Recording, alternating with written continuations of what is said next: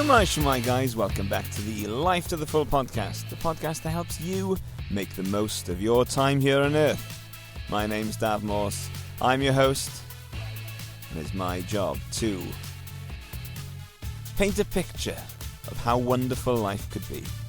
Paint a picture of all the wonderful things that you could do with your life, all the wonderful relationships that you can have, all the financial security that you can have, and then give you the tactical tips and tricks and implementing plans to make sure that you get stuff done in your life to move towards living life to the full. We are kicking off the series today on relational health. Wait for it. There we go. So here on the Life to the Full podcast, we have looked at a lot of things. We've looked at financial health. We've looked at physical health. We have looked at mental health, and now we are looking at relational health. And if you were listening last week, I gave a little overview of what this series might look like. So why have I entitled this first full episode, "The Most Important Person to Love is You. Become your own biggest fan"? Well, think about it. Who is the person that is there when you wake up? Might be your spouse, might be your kids, but they might be still in bed, they might be at the gym, you might not live with anybody, you might be just there on your own. But you are there with yourself. You go to work with yourself. You eat every meal with yourself. You go to bed with yourself. Every waking moment you are there with yourself. You spend the most time, I don't know if you spend the most effort, but certainly the most time with yourself rather than anyone else. You can't escape you. Now, if you have a great relationship with yourself, that can be a wonderful thing. If that relationship is strained or difficult, if you find yourself difficult to get on with, if you think, this and that negative thought about yourself, it can be a lot of time with someone you don't like. So if you don't like yourself, it can affect every other relationship that you are a part of. The view that you take of yourself can influence the view that you have of other people.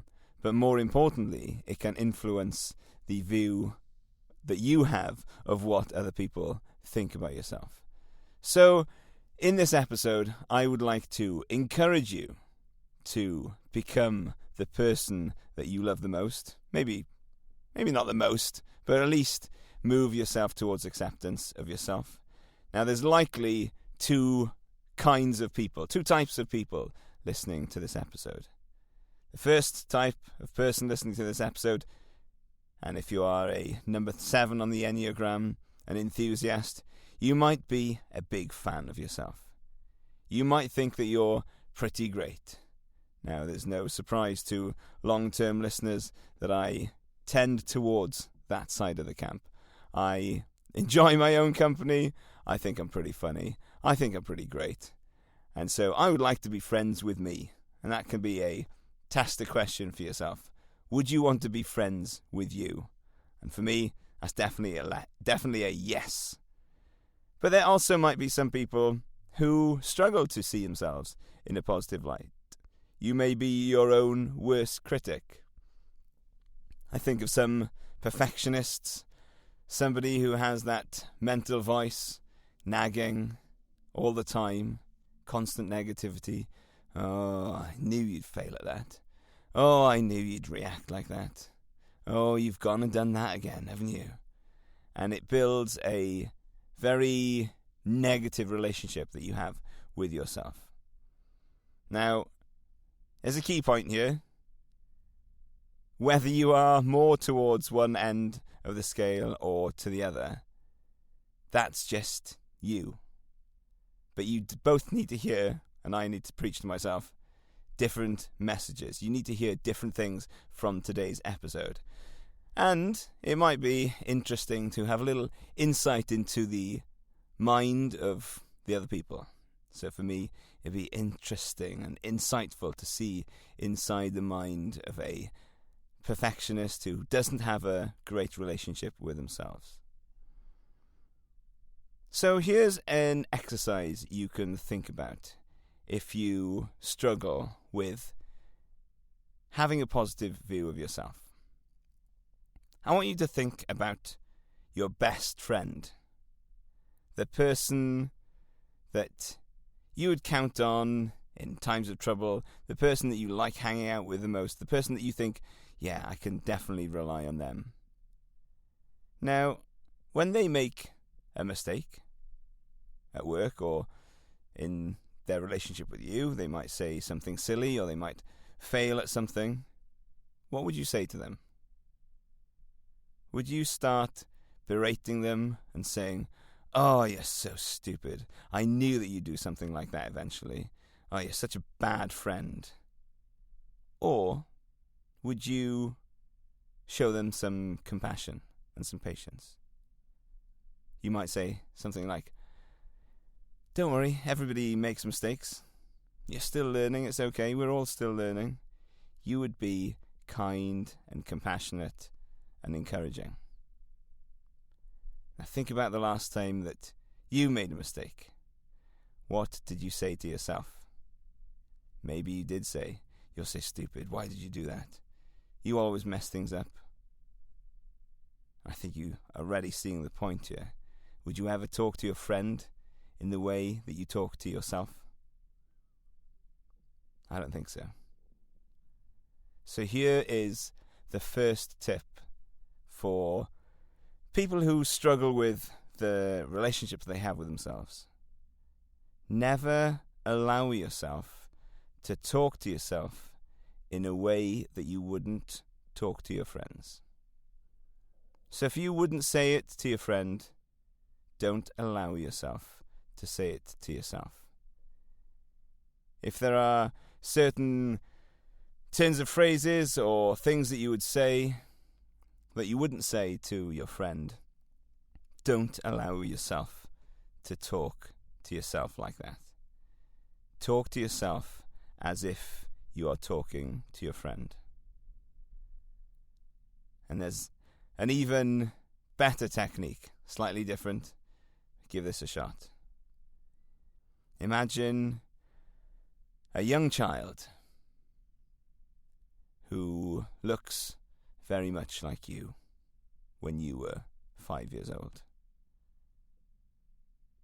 Would you start laying into this child? Would you start berating this child if they made a mistake, they spilled something or got something wrong? Would you say to this little 5-year-old who looks a lot like you when you were 5 years old, "Oh, you're so stupid, you're so useless, what's wrong with you"? Of course you wouldn't. You'd comfort them, you'd encourage them, tell them that it's okay. So why do we think it's okay to do that to ourselves now? You are that little 5-year-old. Treat yourself with the same kindness that you'd show to that little 5-year-old. Little 5-year-old you. Now there's another technique that I have picked up to put in my armory to help encourage people who have lots of negative thoughts about themselves. It's called the I notice technique. So let's try this. Think of a negative thought that you've had recently. Maybe, I'm a bad mother. I'm a bad father. I'm a bad husband. I'm a bad wife. I'm useless. I won't amount to anything. And when you think that, try adding this on at the beginning. I notice that I'm thinking. So I noticed that I'm thinking that I'm a bad father. I notice that I'm thinking that I'm a poor employee. And even better than that, add I acknowledge that in front of that. So you now, when you have these negative thoughts, try and train yourself to say, I acknowledge that I'm thinking that I won't amount to anything. I acknowledge that I'm thinking that I'm a bad dog owner. It creates distance between you and your thoughts, and it removes a layer of judgment. You don't have to do anything else. Just add those few words at the beginning of your negative thoughts. I acknowledge that I'm thinking that, insert negative thought here. There's a key insight to be had here. You are not your thoughts. Thoughts are just mental events happening in your brain. They're not facts, they're not truths. And this is called ACT therapy, or ACT, acceptance and commitment therapy. It gives you the space to decide if the thought is true or not. It gives you space to choose a different response. And talking about choosing a different response, there's another technique that I have found helpful, and it's the reframing technique. Now, I'll open up with a rather embarrassing story of my delusion about my own ability. This is one of the downsides of thinking that you're great. I was absolutely delusional. At the age of 28, I was playing basketball in the East Kent League for Herne Bay, and I wasn't even the best player in that team. And as you might guess, the East Kent League wasn't the highest standard, and I wasn't even the best player there. And then it was at that point I realised, I don't think any NBA scouts are going to come and scout me with me playing in the East Kent League. I couldn't even make the university team. I convinced myself that it was cliques or politics, which is actually pretty laughable looking back. I just wasn't good. I just wasn't a good enough basketball player. And this kind of delusion has been a theme of my life, where I have confidence in my own ability far beyond my actual ability. I remember age 10 watching Jonah Lomu, great rugby player from New Zealand, absolutely destroying England. And I thought, I could do better than those English defence guys, those English wingers. I could do better than that. Give me Jonah Lomu coming at me full speed. I'll take him on. Absolutely delusional. So when I acknowledged that I was never going to play in the NBA, I reframed it. I reframed the situation to being a positive situation. I reframed my disappointment for not being able to play in the NBA as, I just love playing basketball. I really enjoy this game. I love being part of a team, and whatever level I'm playing at, that's the level I'm happy with. I don't have to play at a higher level. I'm happy just to be playing basketball. Then, at age 41, I actually realised my dream of becoming an international athlete. It's a dream that I've had since I was a little boy. I thought one day I'll play something for Wales. I didn't even care what it was. I just wanted to have an international cap. I thought it would be really cool. And I managed to achieve that goal. At aged 41, I played in the Wales Masters Tri-Nations tournament against England and Scotland. I had it on my vision board for years.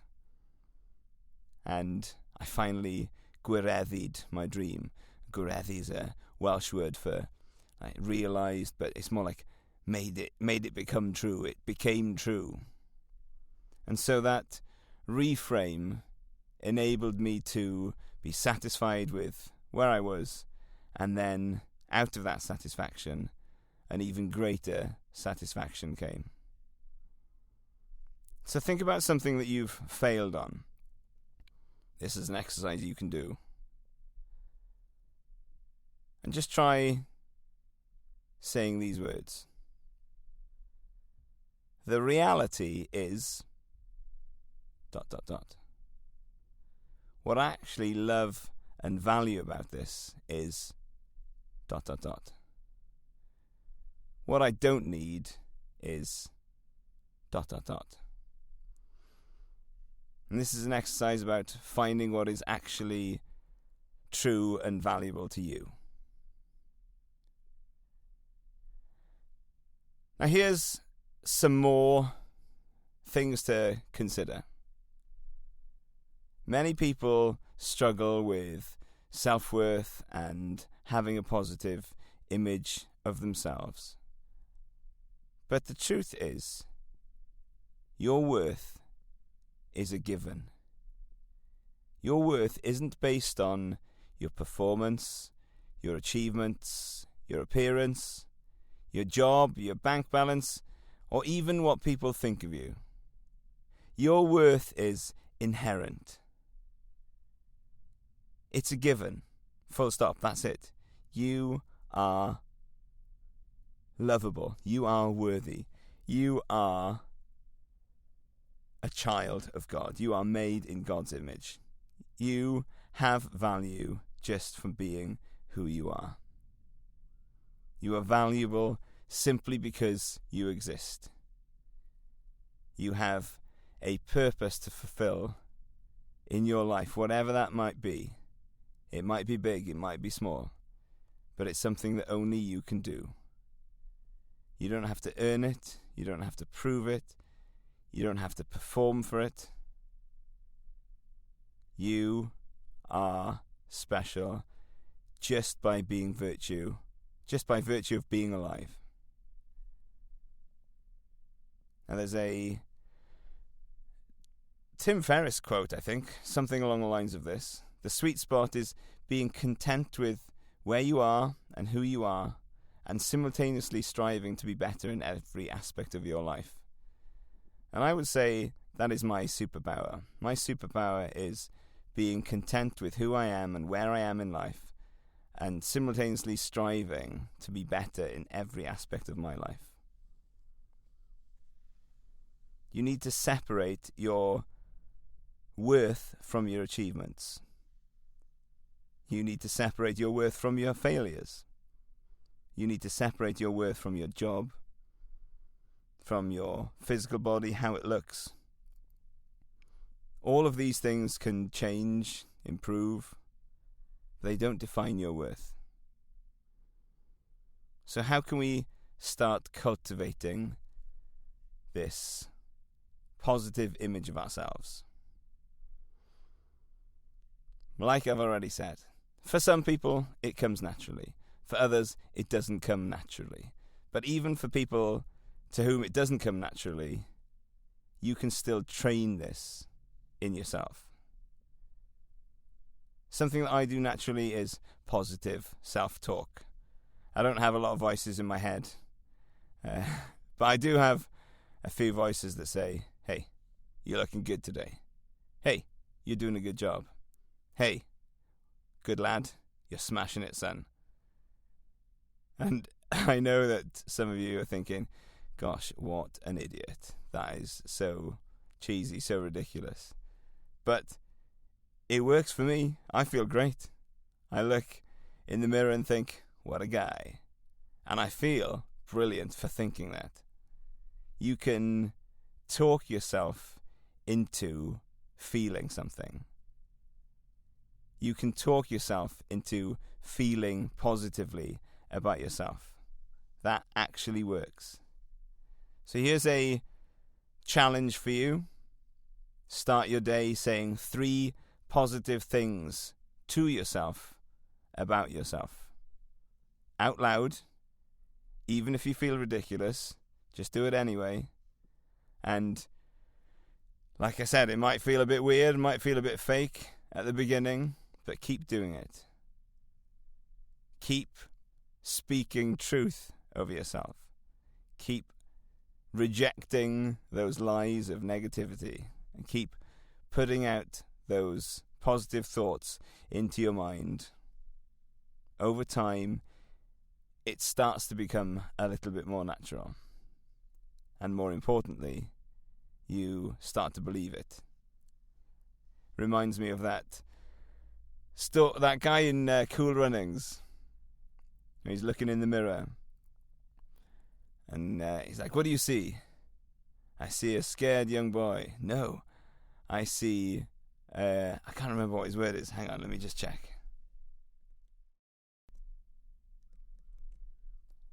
"I see pride. I see power. I see a badass mother who don't take no crap off of nobody." And just the effect that positivity has on that guy. It's just... It looks cheesy. It probably is cheesy. But it makes a difference.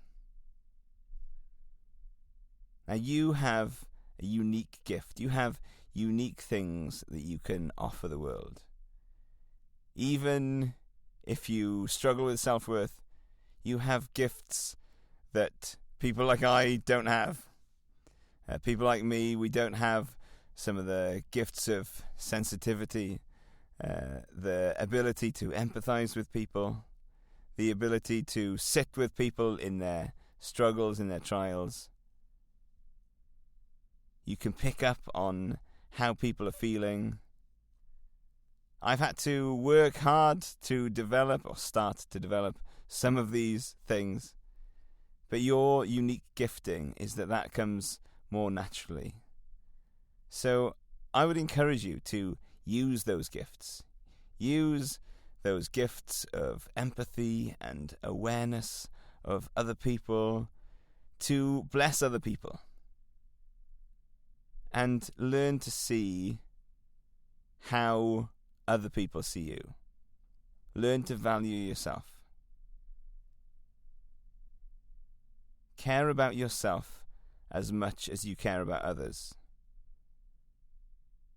Not to become someone who doesn't care what anybody thinks, but so that you can really be at peace when you're on your own. You can be at peace when you're in a situation with other people and you're not worried about people judging you because you like you. And a few words for those of us who are a little bit more confident, too confident sometimes. The good news is that you are resilient. You are able to take risks. Failure doesn't threaten your identity. It doesn't affect what you think of yourself. The outcome, whether positive or negative, of your decisions, it doesn't affect what you think about yourself. You don't care about people-pleasing or perfectionism. But just a little warning from experience. As a youngster, as a kid at school, I never really cared what people thought of me. And I thought, aren't I cool? I don't care what people think of me. And some people like me, some people don't like me. But to me, it doesn't matter. And I always thought of this as like a superpower. And it's like, if only people could care less about what other people think of them, then the world would be a better place. But there is a limit to that. You have to learn that there is a time to care what people think about you. There's many experiences I had early on in our marriage where my wife would say, why have you done it like this? Why have you done this? Why have you done that? Why haven't you done this? You should have been doing that. And my response was, no. If you've got a problem, then that's your problem. I'm actually fine. I think this is the best way of doing it. So you need to get on board with my way of doing things. You're the problem. You need to change. I'm, pretty much perfect. So it's going to have to be you that changed. I'm not proud of that. And as you may guess, by the fact that we're still married 20 years later, that I had to change that attitude. I had to start caring what my wife thought. I had to accommodate her feelings. I have to take into account what she thinks. Unchecked confidence can take you to some great places, but it can take you to some pretty bad places as well. There is a time to not care what people think of you, but there is a time when it comes to relationships, when it comes to close relationships particularly, that you really need to pay attention and care what the people think of you. You need to listen, and you need to be open to the possibility that you're possibly a little bit wrong, even if not 100%.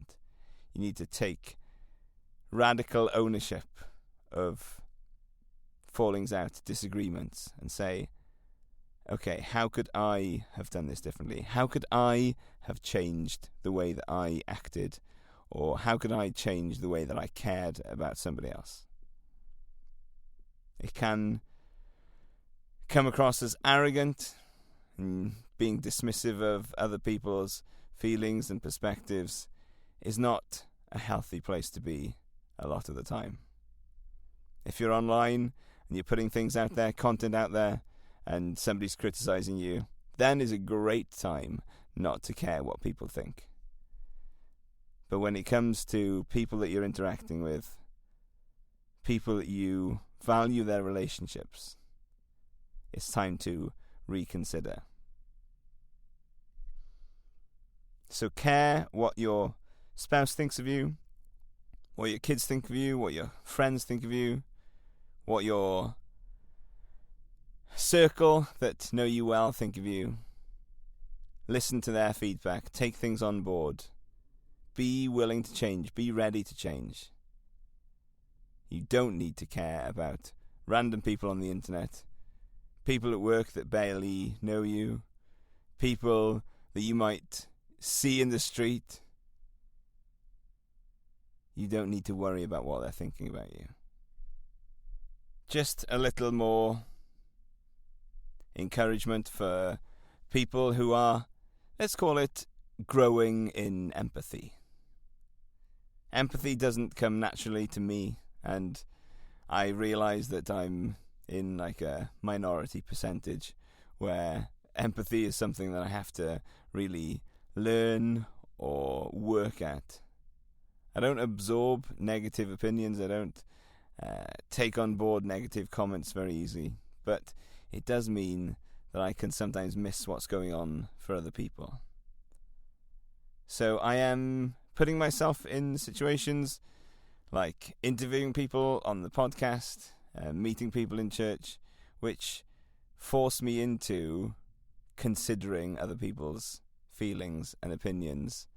And it is actually a real joy. It's a joy to be able to dive into life with others and to learn about other people and try the best I can to be empathetic. If you're naturally confident, naturally your number one biggest fan, then you probably need to work on this too. Ask people how they're feeling and actively listen. You don't have to put it on a podcast, but try to put yourself in somebody else's shoes. Let's bring these two things together. Let's address the two types of people that are listening today at the same time. fundamentally, your identity is based on who you are. Your identity is based on the fact that God created you special. He created you unique. He created you with unique gifts and skills to be used for the benefit of your fellow humans, for the flourishing of mankind. Your worth isn't based on your performance. It's not based on your confidence or your insecurity. It's not based on your successes or your struggles. It is based on being made in the image of God. You are made in the image of God, and that is an unshakable truth. And it is something, if you believe that, then that's great. If you don't believe it, I would encourage you to just explore that possibility. Explore the possibility that you were put on the earth for a reason. You were put on earth because somebody wants a relationship with you. I feel like I've known from an extremely young age that my identity is not tied up in what I can do, what I can achieve, who I am, but actually as a child of God. That shaped me from the very beginning. I do know that other people have had the same teaching from their parents, the same message passed on to them, and they struggle a bit more. So I can't say that just knowing that will be the one thing that changes everything, but it's certainly a foundation, and it's certainly something that we can work on. Whether you feel it or not, whether you believe it or not, your worth is inherent. You're loved, you're valued, and you matter. And we will dive deeper into this a little bit later in the year in the spiritual health series. So I'm looking forward to that. I hope you are too. So neither is better. I might think, yes, much better to be much more confident in yourself. But you still have things that you need to work on. We all have different challenges, we have different gifts, and we can learn from each other. If you're struggling with self-worth, try some of those exercises that we've learnt today. Speak to yourself kindly. Speak to yourself as if you are a 5-year-old you. Use that, I acknowledge that I'm thinking that thought here. Don't lose your empathy and your awareness in the striving to not care what people think about you. These are your strengths. Use them wisely. And if you're naturally confident, learn to care and consider other people. We all have something to give to someone. One of my favourite quotes is, God puts different things on different people's hearts because nobody has a heart big enough for everything that's on God's heart. So whatever it is that's on your heart, do your best to be that for somebody else. Serve those people. Throw yourself into that role. Start your day with 3 positive things. Speak them out loud to yourself. Do it even if you think you're sounding ridiculous. Sit with feedback. Don't dismiss criticism immediately. But consider, who's given me this criticism? Who's given me this feedback? Grow into it. Is there any truth here? What can I learn? I am looking forward to continuing this series on relational health. I am hoping to get an expert on attachment theory to come on the podcast for the next episode, and then we'll be moving on to friendship, what makes good friends, how we can be good friends, how we can manage friendship during adulthood, and all that kind of good stuff. I am really looking forward to doing that. If you've got any questions, feel free to reach out to me. Everything's in the show notes. Life to the Full on Instagram. Life to the Full. Oh no, it's Life to the Full podcast. I should know that by now. Life to the Full podcast on Instagram. Life to the Full podcast on Threads. Hit me up. I'd love to hear from you. Till next time, peace out.